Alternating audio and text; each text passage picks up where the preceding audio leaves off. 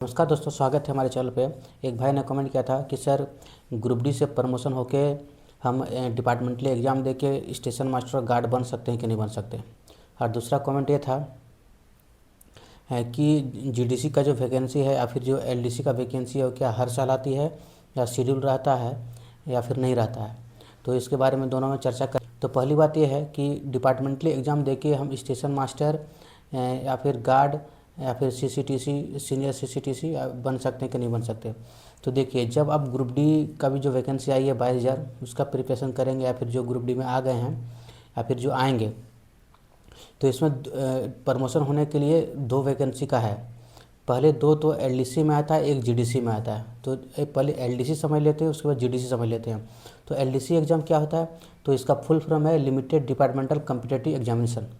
इसमें आप समझ रहे हैं कि एल से लिमिटेड लग गया है, यानी कि ये कुछ स्पेसिफिक जो डिपार्टमेंट में आप जिस डिपार्टमेंट में हैं उसी डिपार्टमेंट से आप आगे बढ़ सकते हैं। वो दूसरा हो गया जीडीसी। जीडीसी इसका फुल फॉर्म क्या होता है, तो जनरल डिपार्टमेंटल कॉम्पिटिटिव एग्जामिनेशन। इसका अर्थ ये है कि आप जिस जोन में आप कार्यरत हैं उस जोन में एक कंबाइंड वैकेंसी आता है जीडीसी के नाम से। तो उसमें जितने भी डिपार्टमेंट आपके मतलब जितने भी उस जोन में कार्यरत हैं कर्मचारी, वो इसके लिए एलिजिबल रहते हैं। बशर्ते उसका कंडीशन है, वो आपको एक फॉर्म में जीडीसी का दिखा रहे हैं, दोनों फॉर्म भी लगा देंगे हम, तो आप देख लेंगे। तो ये देखिए, पहले एलडीसी का फॉर्म मैंने लगा दिया। एलडीसी में फॉर्म में देखेंगे कि इसका जो है गार्ड का जो आया है, जो ट्रेन मैनेजर का आया है, इसी तरह स्टेशन मास्टर का आता है। इसको 15% डीपीक्यू 15% को डबल आता है।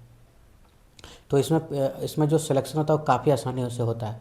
इसलिए जब आप ग्रुप डी का प्रेफरेंस भरेंगे तो सबसे पहले आप पॉइंट्समैन उसमें डालेंगे। अगर आपको पॉइंट्समैन मिल गया तो 3 साल इसका देखिए एलिजिबल क्राइटेरिया रहता है एलडीसी का।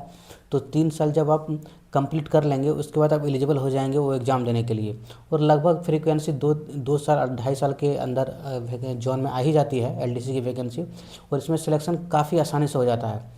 बिल्कुल आपको ज़्यादा परेशान होने का इसमें ज़रूरत नहीं पड़ता है। जो सिलेबस है डिपार्टमेंटली उसी वही एग्ज़ाम आप उसी में क्वेश्चन में आएगा, वही आराम से आप पास कर सकते हैं और आराम से एक पोस्ट स्टेशन मास्टर या गार्ड ले सकते हैं। ये तो हो गया एलडीसी की वैकेंसी। अब दूसरा जीडीसी।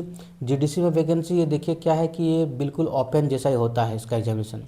मतलब जिस तरह ओपन वैकेंसी में जिस तरह कंपटीशन देते हैं उसमें सिर्फ ये रहता है कि उसमें पूरे इंडियन सिटीजन जो भी हैं पूरे छात्र एलिजिबल रहते हैं।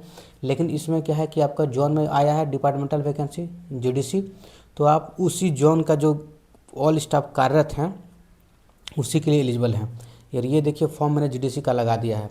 तो देखिए इसमें और पोस्ट का आता है, एएलपी का है, ट्रेन मैनेजर का है, उसके बाद स्टेशन मास्टर का है, सीसीटीसी का आएगा जो भी। लेकिन इसमें क्या है कंडीशन कि ये पूरे जोन का जो है, तो इसमें कंपटीशन थोड़ा ज़्यादा भीड़ हो जाता है, तो कंपटीशन जो है थोड़ा बढ़ जाता है। तो एलडीसी और जीडीसी के मुकाबले में एलडीसी से आपको आसानी से सिलेक्शन हो जाएगा। जीडीसी में थोड़ा फेस करना पड़ेगा कंपटीशन का, लेकिन ओपन में जितना कंपटीशन रहता है उससे इसमें उतना कंपटीशन इसमें नहीं रहता है।